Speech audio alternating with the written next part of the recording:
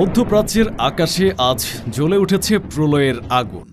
ইসরায়েলের সবচেয়ে সুরক্ষিত দুর্গে তাদের দম্ভের প্রতীক মোসাদের গোপন হেডকোয়ার্টারে আঘাত এনেছে ইরানের রেভলিউশনারি গার্ড বা আইআরজিসি। তেল আবিবের মাটির নিচে লুকিয়ে থাকা যে ঘর থেকে ইরানের বিরুদ্ধে সব গোপন অপারেশন পরিচালিত হতো, আজ সেই ঘরটি মাটির সাথে মিশে গেছে।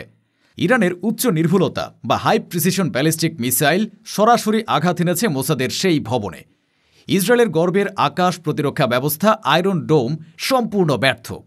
কোনো সতর্ক সংকেত ছাড়াই ইরানের মিসাইলগুলো আকাশ চিরে নিচে নেমে আসে এবং চোখের পলকে ধ্বংসস্তূপে পরিণত করে ইসরায়েলের এ গোয়েন্দা ঘাঁটি। এ হামলায় নিহত হয়েছে মোসাদের অন্তত ৩৬ জন শীর্ষ কর্মকর্তা, কমান্ডার এবং অপারেটিভ।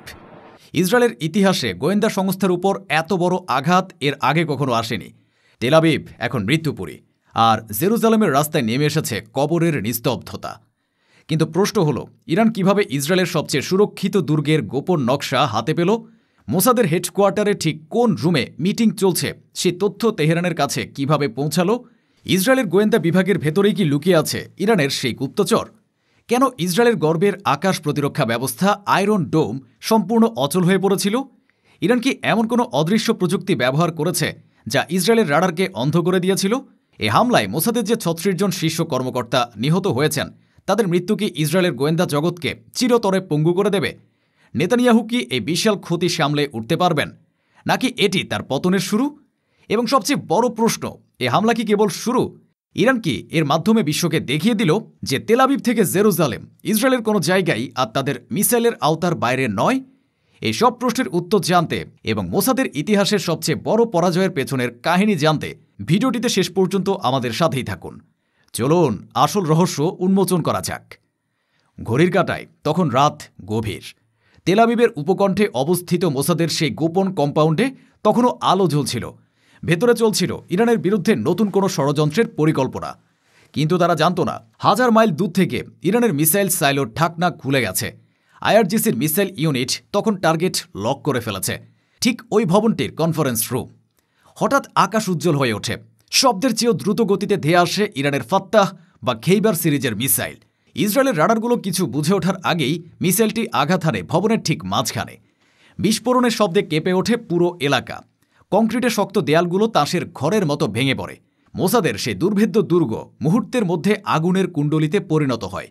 স্যাটেলাইট ইমেজে দেখা যাচ্ছে, যেখানে কিছুক্ষণ আগেও একটি বিশাল ভবন দাঁড়িয়ে ছিল, সেখানে এখন শুধুই বিশাল গর্ত আর ধোঁয়া। ইরানের আঘাত এতটাই নিখুঁত ছিল যে পাশের কোনো বেসামরিক ভবনে একটি আঁচড়ও লাগেনি। এটি ছিল একটি সার্জিক্যাল স্ট্রাইক, যা ইসরায়েলের গোয়েন্দা ব্যবস্থার মেরুদণ্ড ভেঙে দিয়েছে।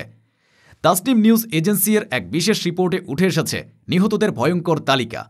আইআরজিসির মুখপাত্র নিশ্চিত করেছেন যে এই হামলায় মোসাদের অন্তত ৩৬ জন সদস্য নিউট্রালাইজড বা নিহত হয়েছেন।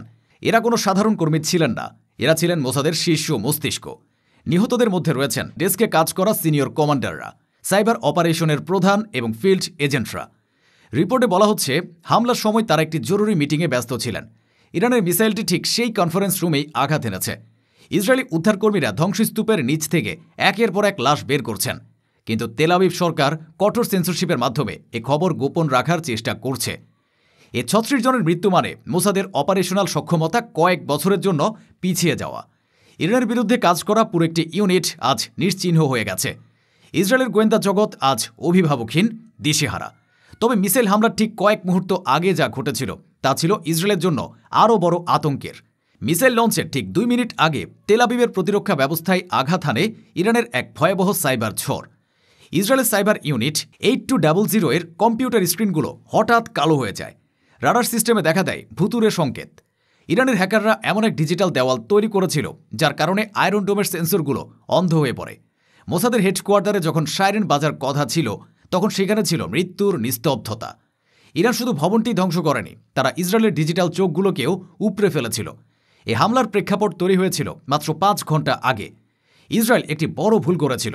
তারা তেহরানের একটি ফুয়েল স্টোরেজ বা জ্বালানি কেন্দ্রে ড্রোন হামলা চালানোর দুঃসাহস দেখিয়েছিল। তারা ভেবেছিল ইরান চুপ থাকবে, কিন্তু তারা ইরানের প্রতিশোধের ধরন সম্পর্কে সম্পূর্ণ অজ্ঞ ছিল। তেহরানের হামলার ঠিক ৫ ঘন্টা পর ইসরায়েলের অর্থনৈতিক রাজধানী হাইফাতে নেমে আসে নরক। ইরানের ব্যালিস্টিক মিসাইলগুলো হাইফা রিফাইনারি বা তেল শোধনাগারে আঘাত হানে। ইসরায়েলি মিডিয়া স্বীকার করতে বাধ্য হয়েছে যে এটি ছিল ইরানের এক মিসাইল মাস্টারপিস। মিসাইলগুলো এতটাই নিখুঁত ছিল যে শোধনাগারের ঠিক সেই ভাল্বগুলোতে আঘাত করেছে, যা পুরো প্ল্যান্টটিকে সচল রাখে। মুহূর্তেই হাইফার আকাশ কালো ধোঁয়ায় ঢেকে যায়। ইসরায়েলের জ্বালানি সরবরাহের প্রধান ধমনীটি কেটে দেয় ইরান। হাইফা রিফাইনারি বন্ধ হয়ে যাওয়ার অর্থ হল ইসরায়েলের ট্যাঙ্ক এবং যুদ্ধ বিমানগুলোর জ্বালানি সংকট তৈরি হওয়া। কিন্তু মোসাদ হেডকোয়ার্টারে হামলার ঘটনাটি ছিল আরও ব্যক্তিগত এবং কৌশলগত। গোয়েন্দা সূত্রগুলো বলছে যে ৩৬ জন অফিসার নিহত হয়েছেন। তারা ইরানের পরমাণু বিজ্ঞানীদের হত্যার নীল নকশা তৈরি করছিলেন।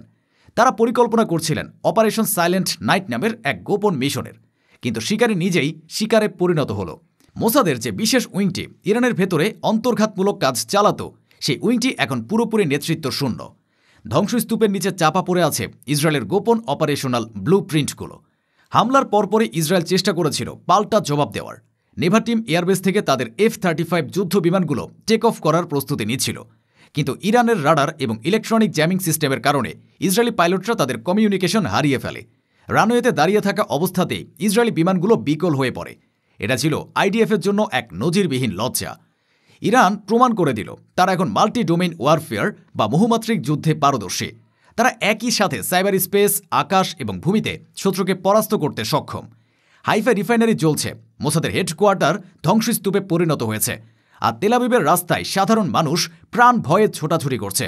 ইসরায়েলি ডিফেন্স মিনিস্ট্রি স্বীকার না করলেও বিভিন্ন লিক হওয়া তথ্যে জানা যাচ্ছে যে এই হামলায় মোসাদের ডিপ কভার এজেন্টদের একটি তালিকাও নষ্ট হয়ে গেছে, যা ইরানের হাতে চলে যেতে পারে বলে আশঙ্কা করা হচ্ছে।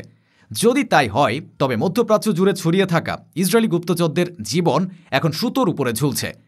ইসরায়েল এতদিন যে ছায়াযুদ্ধ বা শ্যাডো ওয়ার চালিয়ে আসছিল, ইরান সেই যুদ্ধের আলো জ্বেলে দিয়েছে। তারা ইসরায়েলকে তাদের নিজেদের ঘরে, নিজেদের সবচেয়ে সুরক্ষিত স্থানে আঘাত করে বুঝিয়ে দিয়েছে নিরাপদ বলে আর কোনো জায়গা নেই। এ হামলা প্রমাণ করে গোয়েন্দা তথ্যে ইরান এখন ইসরায়েলের চেয়ে যোজন যোজন এগিয়ে। আইআরজিসির মুখপাত্র গর্বের সাথে বলেছেন, আমাদের কাছে ইসরায়েলের প্রতিটি ইঞ্চি জায়গার তথ্য আছে।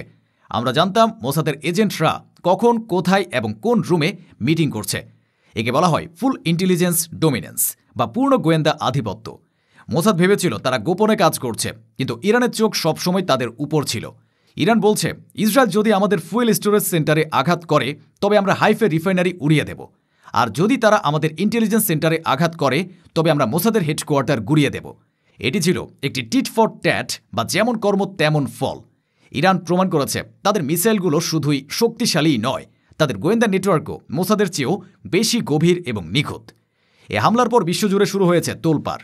আন্তর্জাতিক সামরিক বিশ্লেষকরা ইরানের এই নিখুঁত হামলার প্রশংসা করতে বাধ্য হচ্ছেন। তারা বলেছেন, মধ্যপ্রাচ্যে শক্তির ভারসাম্য বদলে গেছে। ইরান এখন আর শুধু প্রতিরোধের শক্তি নয়, তারা এখন এক আক্রমণাত্মক পরাশক্তি। অন্যদিকে ইসরায়েলে চলছে চরম আতঙ্ক। হাইফা রিফাইনারিতে হামলার পর এবার মোসাদের হেডকোয়ার্টার ধ্বংস। ইসরায়েলিরা বুঝতে পারছে তাদের সরকার তাদের নিরাপত্তা দিতে ব্যর্থ। আয়রন ডোম এখন একটি অকার্যকর খেলনা ছাড়া আর কিছুই নয়। নেতানিয়াহু এখন বাংকারে লুকিয়ে আছেন। তিনি বুঝতে পারছেন ইরানের সাথে পাঙ্গা নেওয়ার ফল কতটা ভয়ঙ্কর হতে পারে। মোসাদের যে ৩৬ জন অফিসার নিহত হয়েছেন, তাদের পরিবার আজ সরকারের কাছে জবাব চাইছে, কিন্তু সরকারের কাছে কোনো জবাব নেই। ইরান ও ইসরায়েলের মধ্যে চলা সেই বিখ্যাত ১২ দিনের সংঘাতের সময় এ হামলার ভয়াবহতা এবং মোসাদের ৩৬ জন এজেন্টের মৃত্যুর খবর আইআরজিসি এবং তাসনিম নিউজ এজেন্সি সম্প্রতি তাদের এক বিশেষ রিপোর্টে উন্মোচন করেছে। ইসরায়েল এতদিন এ সত্যটি ধামাচাপা দিয়ে রেখেছিল, কিন্তু সত্য কখনো চাপা থাকে না। ইরানের সেই মিসাইল মাস্টারপিস এবং মোসাদের সেই ঐতিহাসিক পরাজয় আজও ইসরায়েলের বুকে এক দগদগে ক্ষত হয়ে আছে। ইরান প্রমাণ করেছে তারা সময় মতো এবং সঠিক জায়গায় আঘাত হানতে জানে, আর সেই আঘাতের ব্যথা ইসরায়েল হয়তো কখনোই ভুলতে পারবে না। ভিডিওটি ভালো লাগলে লাইক দিন এবং শেয়ার করে সত্য ইতিহাস ছড়িয়ে দিন। দেখা হবে পরবর্তী ভিডিওতে। ধন্যবাদ।